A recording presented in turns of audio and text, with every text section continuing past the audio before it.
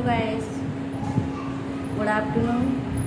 तो गाइस, मैंने अपनी कहानी कल बहुत ही ज़्यादा अधूरी छोड़ दी थी, पर पूरी तो मैं आज भी नहीं कर पाऊँगी।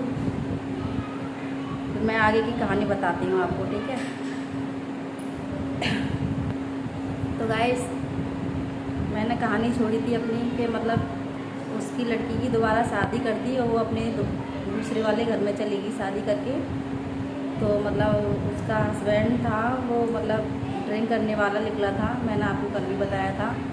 और वहाँ भी उसे मतलब दिक्कत होने लगी, परेशानी देने लगी, कोई सुख नहीं मिला उसे। तो और हाँ, एक और बात, उसका हस्बैंड तो मतलब पीता ही था, लेकिन उसका ससुर भी पीने वाला था। उसका ससुर भी पीता था, ड्रिंक करता था।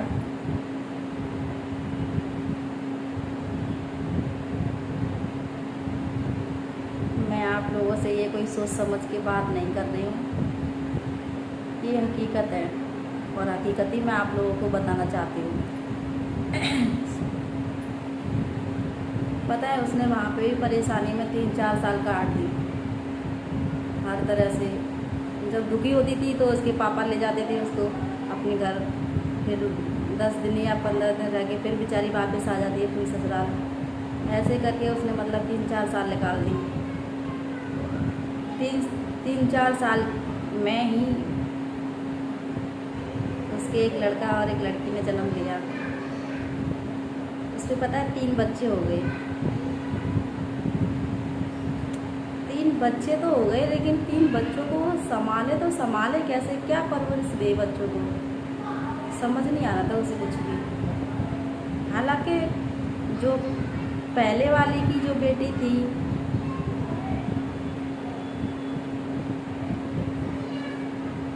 उसे तो शुरू से ही नाना नानी ने रखा था। वो मेरे पास नहीं रहती थी, सॉरी, मेरे पास नहीं, उस लड़की के पास नहीं रहती थी। वो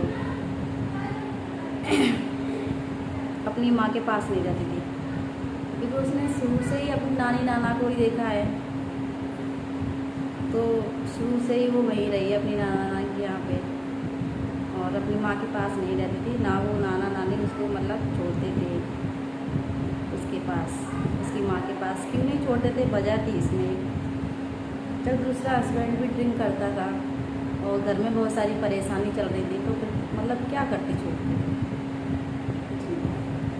इसलिए वो उसको वहीं मतलब पढ़ाते थे, अपने पास रखते थे, लाड प्यार दिखाते थे।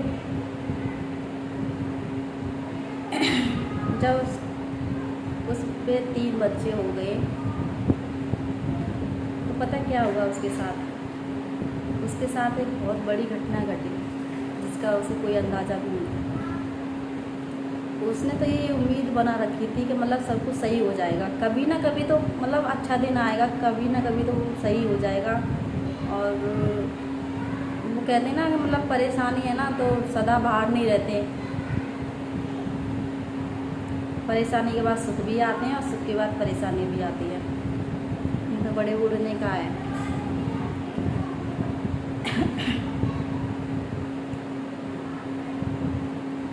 तो मैं आपको एक और बात बता रही हूँ।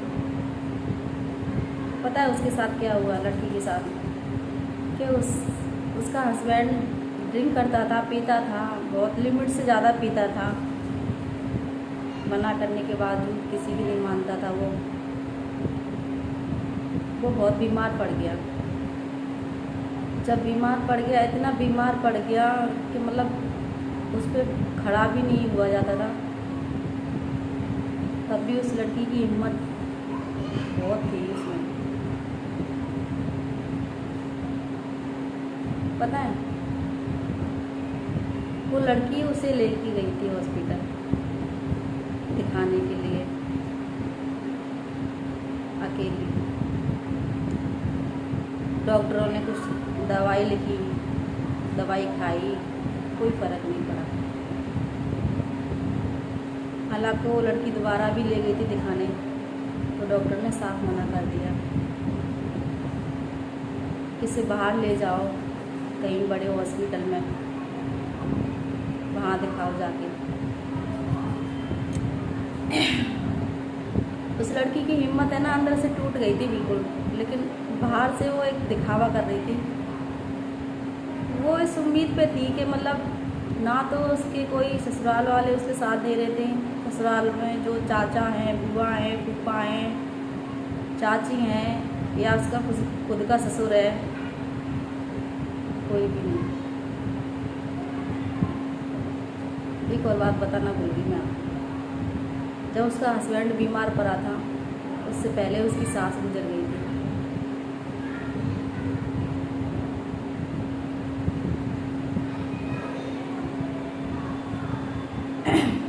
गुजरने के बाद बहुत सारी परेशानी आई, लेकिन वो परेशानी भी उसने देखी। फिर क्या हुआ, दिखाने के बाद हॉस्पिटल में वो लड़की हाथ पैर जोड़े, उसने अपने रिश्तेदारी में कि मेरी मदद कर दो कहा। फूफा से भी बोला उसने, अपनी फूफा ने क्या करा कि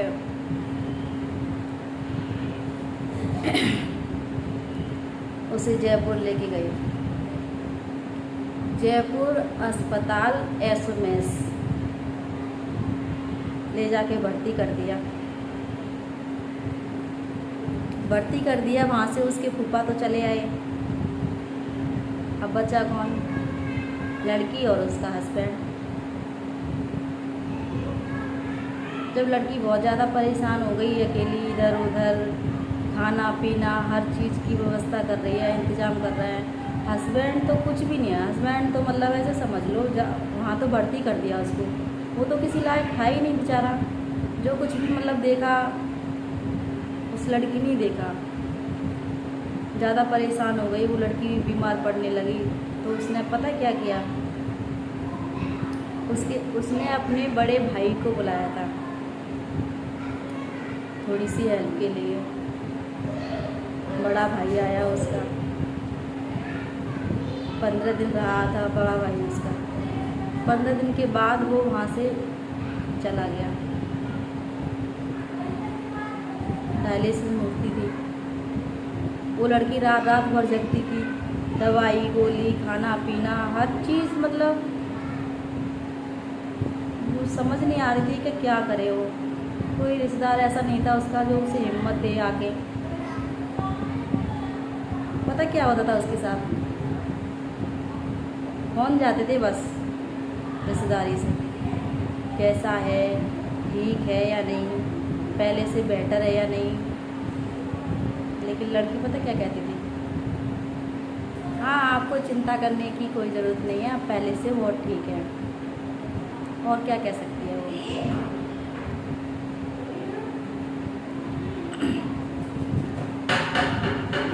कोई बात नहीं, उसने हिम्मत भी बहुत दिखाई और मतलब सारी हिम्मतों से लड़ी भी। खुद ने अकेले ही ने मतलब ट्रीटमेंट कराया। हाँ, आप लोगों के दिमाग में एक बात और आई होगी,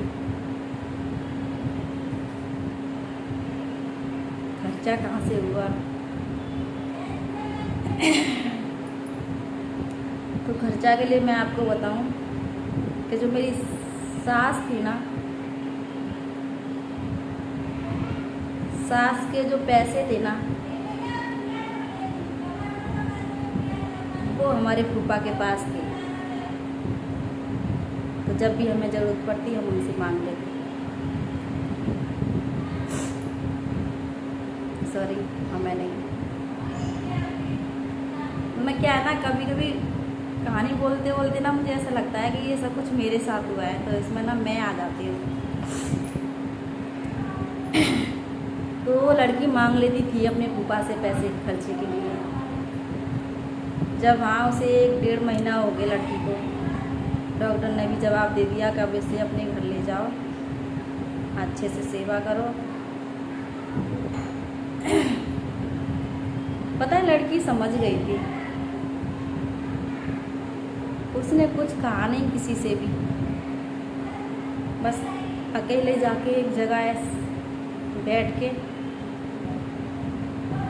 इतना रोई इतना रोई इतना रोई, फिर उसे खुद ही चुप होना पड़ा। कोई नहीं था मतलब जो उसको हिम्मत दे कि सब कुछ सही हो जाएगा। हिम्मत देती थी तो वो लड़की देती थी अपने आप को कि सही सब कुछ सही हो जाएगा,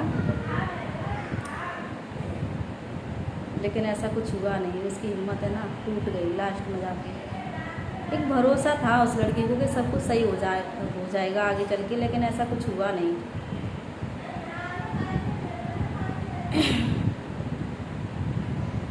पता है जब वो लड़की अपने हस्बैंड को लेकर अपने घर आई तो उस टाइम क्या बताऊँ, उस टाइम मौसम इतना ख़राब था। एक तो बच्चे साथ में उसके, हस्बैंड साथ में उसके, और बीमार था वो अलग, बारिश हो रही थी वो अलग। वो बेचारी रात में ही पहुंची अपने घर पे बारिश में भीगते हुए।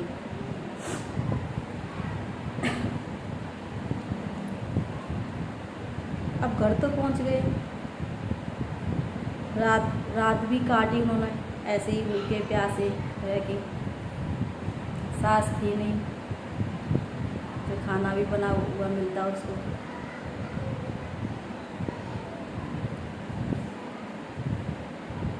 जब सुबह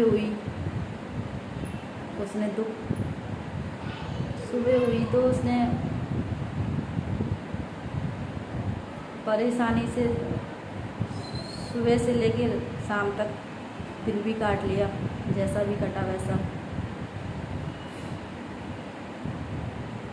फिर तीसरे दिन उसको लेके जाना पड़ा डायलिसिस के लिए।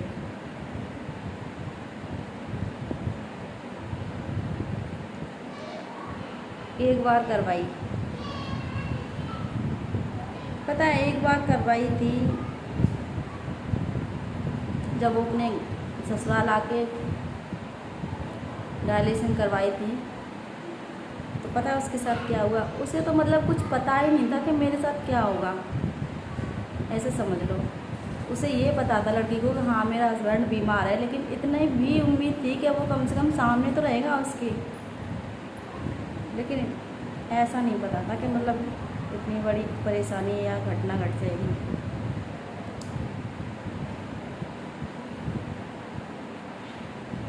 रात हुई, रात के बाद सुबह हुई। सुबह के 5 साढ़े 5 बजे उसका हस्बैंड ख़त्म हो गया।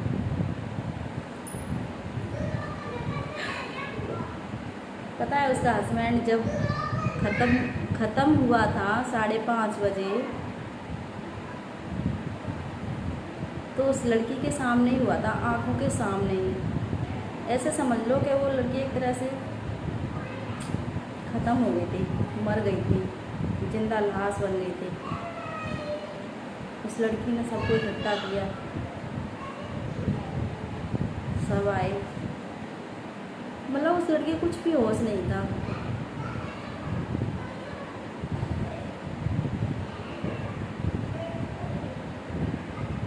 क्या क्या हुआ उसके साथ में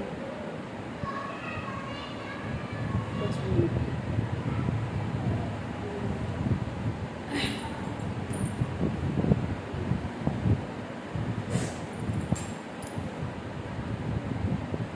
तो गाइस जब उसका हस्बैंड ख़त्म हुआ था 2-4 महीने तो उस लड़की को कुछ भी नहीं पता, कुछ भी नहीं, कोई खबर नहीं। उसके बच्चे कैसे रह रहे हैं, कौन देख रहा है, किसके पास है।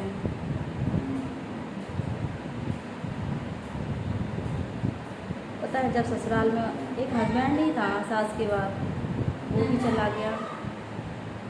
एक ससुर बचा पीने वाला, वो तो वहाँ रह नहीं सकती। लड़की के पिताजी और माँ अपनी बेटी को वापस कर लेंगे। उस लड़की ने कभी ये सोचा कि मतलब दोबारा भी अपने घर जाके बैठ जाएगी या ऐसी घटना होगी उसके साथ में। नहीं, क्या था उस लड़की की किस्मत में।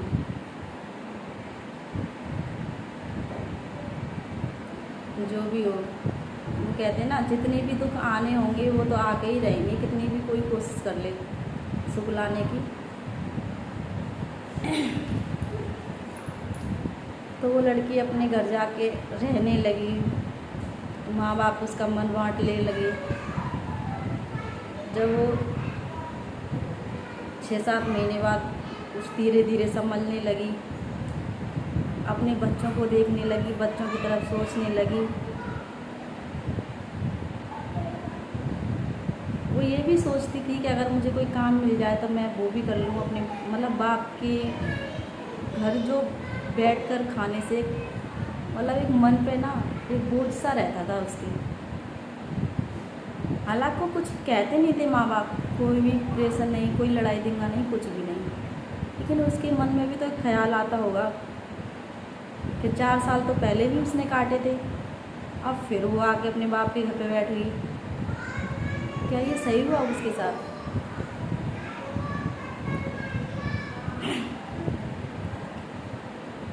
पता है, ऐसे करते करते उसको 1 साल बीत गई। संभल भी गई वो लड़की, काफ़ी संभल गई पहले से। फिर उसने सोचा क्या उसे शादी तो करनी नहीं है। वो अपने बच्चों की तरफ ध्यान देने लगी। मतलब उसने अपना पक्का मन बना लिया कि वो अब शादी नहीं करेगी किसी भी कीमत पे। वो खुद मेहनत करेगी और अपने बच्चों को देखेगी, अपने बच्चों को पालेगी। मतलब जो कुछ भी था वो बच्चे ही थे उसके लिए, ऐसे समझ लो।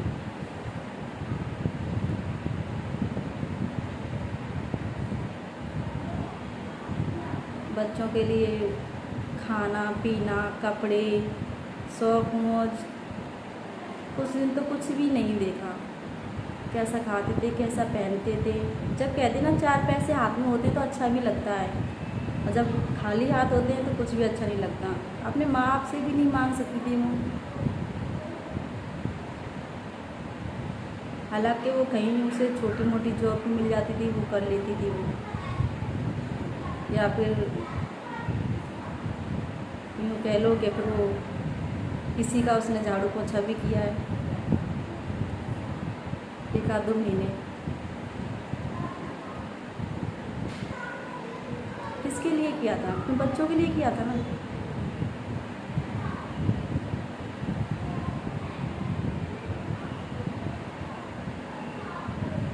पता है, मेरी ज़िंदगी ख़राब हुई सॉरी, फिर मैं आ गई। उस लड़की की ज़िंदगी ख़राब हुई थी।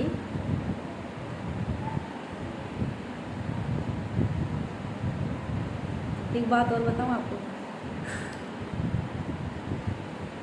उस लड़की की जो सबसे बड़ी बहन थी ना, उससे छोटी बहन थी, उसकी भी शादी कर दी। उससे छोटी थी, उसकी भी शादी कर दी। जैसे जैसे सालें बढ़ती गई वैसे वैसे वो शादी करती गई। उससे छोटी थी, उसकी भी शादी कर दी। उस लड़की की मतलब तीनों बहन की शादी हो गई और चौथी वो बची एक, उसकी नहीं थी, सबसे छोटी वाली थी। वो छोटी थी काफ़ी, इसलिए।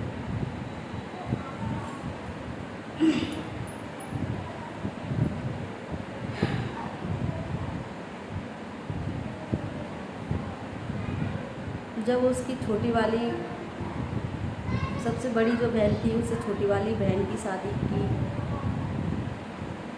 तो उसने आराम से 10-12 साल काट लिए। 10-12 साल काटने के बाद पता है क्या हुआ? उसका हस्बैंड भी ख़त्म हो गया।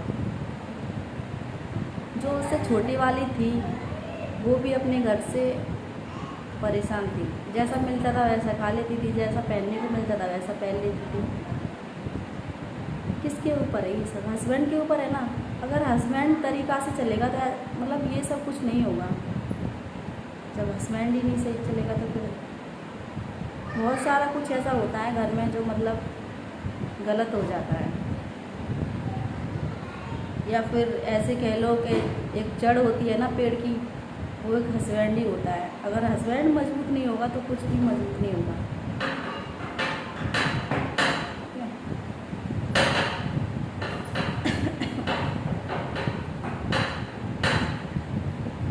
तो मैं अभी आज के लिए इतना ही काफ़ी है। मेरी ब्लॉग कल आएगी तो आपको प्लीज़ कर देना। हाँ गाइस, आप वीडियो देखते हो या नहीं मुझे नहीं पता, पर इसको मिस मत करना। हाथ जोड़ के बात में कह रही हूँ, इसको बिल्कुल भी मिस मत करना। ज़्यादा से ज़्यादा मैं चाहती हूँ, जब मैंने आपको ये कहानी सुनाई है तो ना तो ये कोई कहानी है, यह हकीकत है। मैं चाहती हूँ आप इसको आप देखें और दिखाएं, दूसरों लोगों को भी शेयर करें। और हाँ, एक और बात, मेरे इंस्टाग्राम की आईडी है गीता कुमारी के नाम से। जाएं और जाके मेरी आईडी निकालें, फॉलो करें और लाइक करें, शेयर करें। तो आज के लिए मैं अपनी कहानी यहीं पे ख़त्म करती हूँ। अगर आपको मेरी कहानी और सुननी हो तो कल का वेट कीजिए।